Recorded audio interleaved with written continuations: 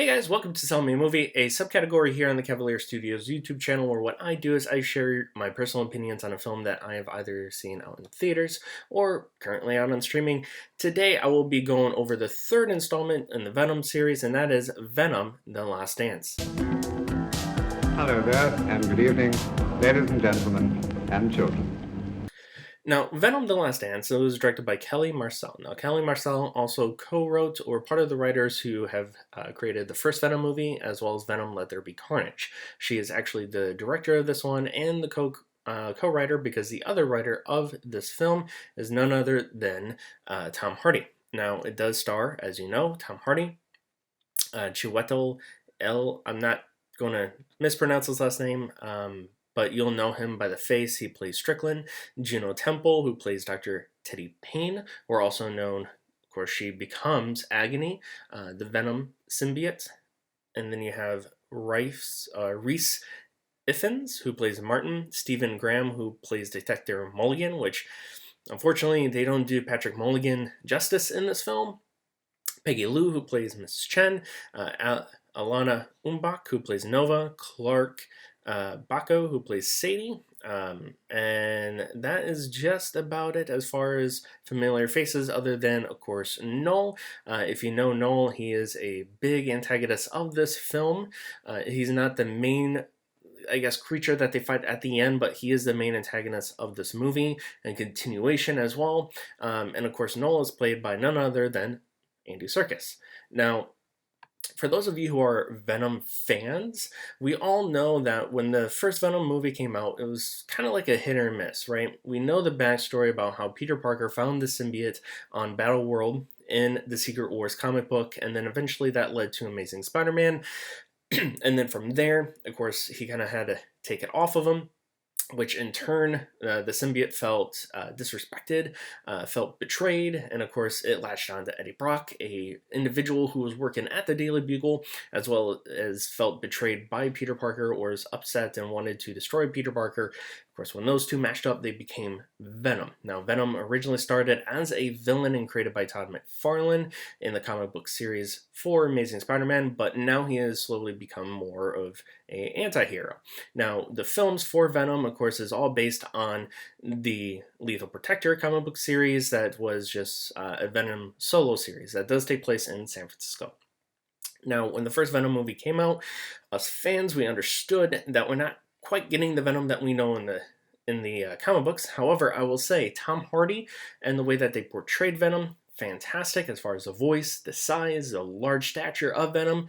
To the T, it was perfect. Eddie Brock, played by Tom Hardy, perfect as Eddie Brock. However, the storylines throughout the whole entire series was okay. The first one is probably still better out of the other two. My personal opinion is still Venom as number one, Let There Be Carnage as two, and of course this one as three, just in that order. When I saw the first one, it was okay, but it could have been. I'm so glad it wasn't worse. Then watched the second one, and again, thought it was okay, glad it wasn't worse, or it could have been worse, and then saw this film, and once again, it was okay, but it could have been worse. So when I saw this movie, I didn't really have much high expectations. This film does take place right after Spider-Man No Way Home, where you see Eddie Brock at the bar in Mexico, and then, of course, he transitions to his actual world, no longer the main continuity MCU, but back to his own world. And of course, we find out that he's on the run because Patrick Mulligan, he is the officer from Let There Be Carnage. What ends up happening is he passes away from the battle sequences of the second movie. Last thing we know is that he was actually attached to a symbiote. Unfortunately, as we find out throughout the film, is that symbiote no longer, even though he attached himself and he created a great bondmanship, the symbiote just kind of left him, basically. And what they had to do to save his life is attach him to another symbiote. Unfortunately, that symbiote that we saw in the Let There Be Carnage was possibility Toxin, which would have been fantastic because Toxin in the comic book series was actually Carnage's offspring. In this movie, he's not Toxin at all. He is actually a symbiote that looks kind of like has a body of a snake, but a head of course, the symbiotes. And he doesn't get portrayed as he should be, needless to say. He does die in the film. I mean, he may have a total of 10 minutes of screen time, and that's it. And of course, that's 10 minutes throughout the film. It's not in one section, but unfortunately, he does die, and it just felt like he was a throwaway when he could have been a huge point, especially with the Battle of Knoll in the future films. When it comes to Agony, she's also in this film as well. She is, of course, portrayed by Juno Temple, who plays Teddy Payne. Agony. Phage is in this film as well, possibly. Phage, if you're not familiar with that one, that is kind of like the orangish or yellowish symbiote. And then, of course, you do have Clark Beko. She plays, I forgot the character's name, but she goes by Christmas, and she actually plays Slasher, which is a very enjoyable symbiote in this film. Overall, is this film fun? Yes. Is there a lot of mishaps in it and could have done without? Yes. Honestly, from start to finish, it was an enjoyable flick.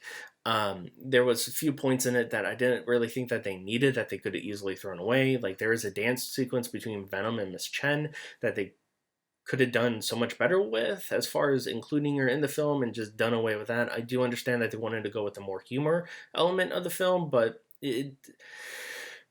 needless to say, it's not the Venom that we know, or comic book lovers enjoy.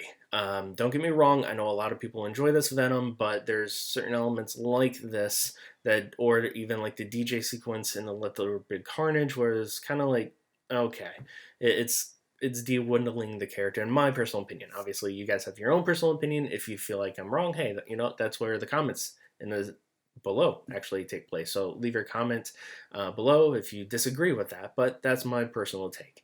So, as I was saying, Eddie Brock is seen on the run. He eventually becomes captured and taken to the stronghold. Now, on the journey to where he ends up being captured, he does run into a family as well. And at that point, I feel is very important, because Venom and Eddie kind of have like a conversation with one another, because when he gets picked up by this family and travel, he enjoys the presence of kids, but Eddie understands that it shouldn't be a good idea that he has them. But Venom obviously talks to him in more of a humanitarian way and basically says, this could have been the life that you could have had, or that we could have had, that this would have been enjoying, because in the span between all three movies, it's only been a year.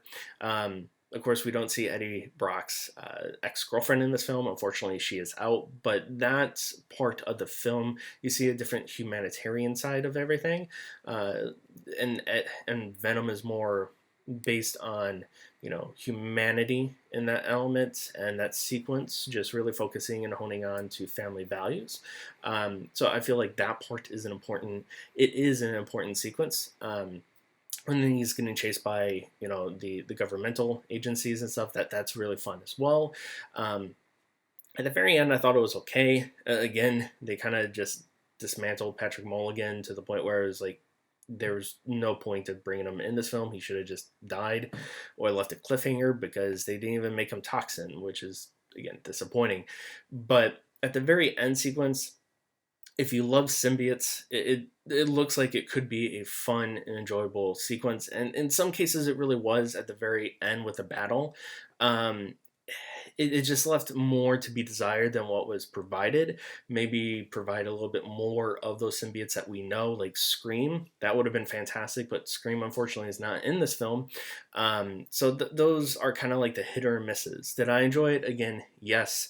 The CGI elements, they were fun. It was enjoyable. The whole thing with the Venom frog, the Venom horse, those were great to see and fun to see as well. Seeing the different side of Eddie, fantastic. Seeing a different side of Venom too, again, that was great, other than the dance sequence. But overall, honestly, this film is okay. It is quite enjoyable in the theater, so if you do get a chance, you might as well just check it out. But if not, you're not missing anything if you watch it at home. So with that being said, that is my personal opinion for Venom The Last Dance. If you guys like it, please go ahead and hit subscribe, like, and make sure you guys comment down below. We'll see you guys next time for the next review.